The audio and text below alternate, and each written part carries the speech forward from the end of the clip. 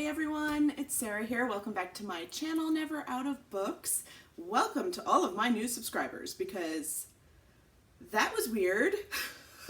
Like suddenly I'm getting notifications that people are subscribing to me and I'm like, that's odd because who wants to subscribe to me? But then I remembered that I had put my name down as a chubby booktuber. As a result, I got shouted out. So thank you so much for shouting me out. I appreciate it, even though I was perplexed for a little bit. In celebration of this momentous event of new people joining my channel, I'm going to do a book haul. I figure it's about time. I have 9 books. I have really cut down my book buying lately, not on purpose even. So I guess it's just a happy accident, right? And as a result, there's not too many, but I will show them to you.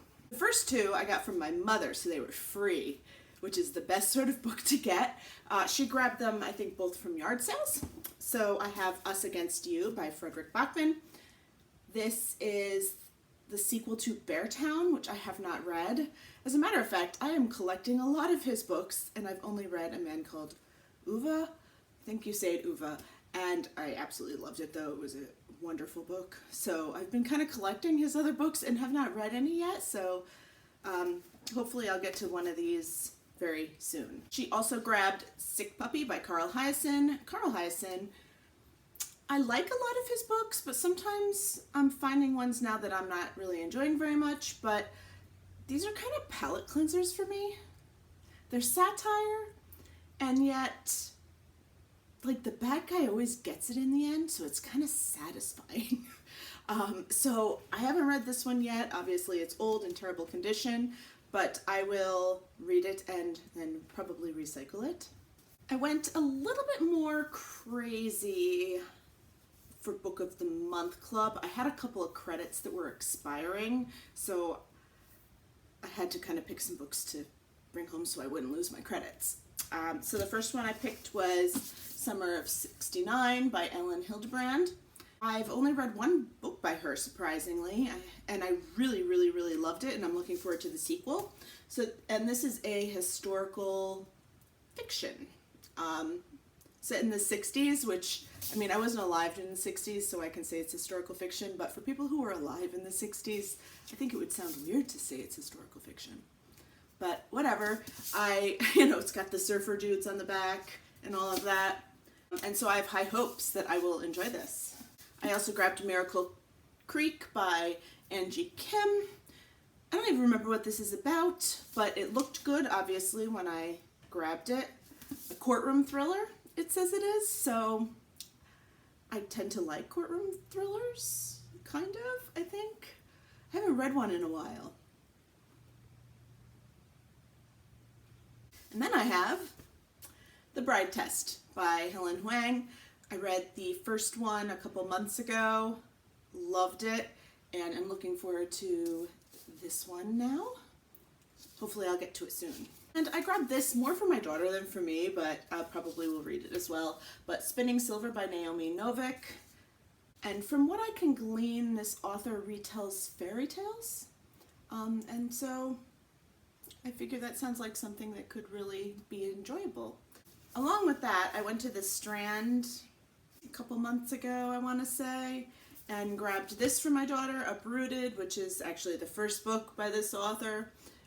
I've been on the fence about reading it myself, but this is more of the sort of thing that my daughter would like, and I probably will read it as a result as well, because that's how I roll.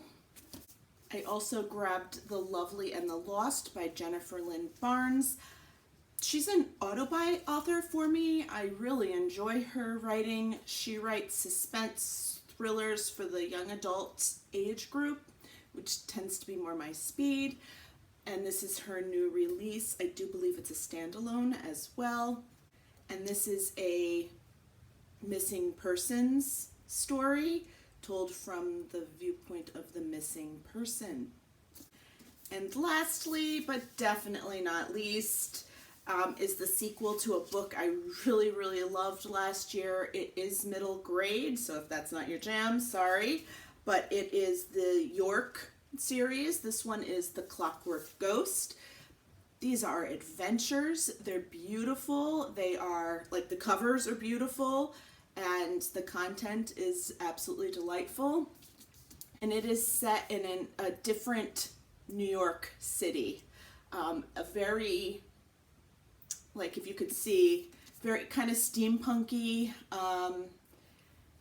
but it's modern times, but the city has developed very differently.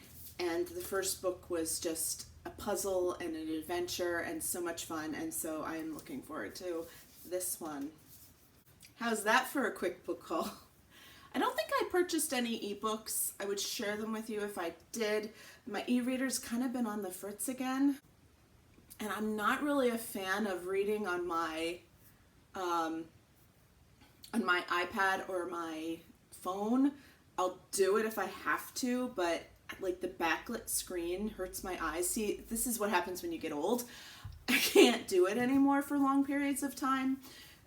So I have to make decisions soon about my Kindle. Sometimes it feels like working and sometimes it doesn't. So we're going to see what happens with that. But I haven't been buying anything on there as a result of that because it's been just irritating me. So I will talk to you later. Again, welcome to everyone who's new here or checking me out. And I hope you're reading something wonderful, and I will see you again later. Bye.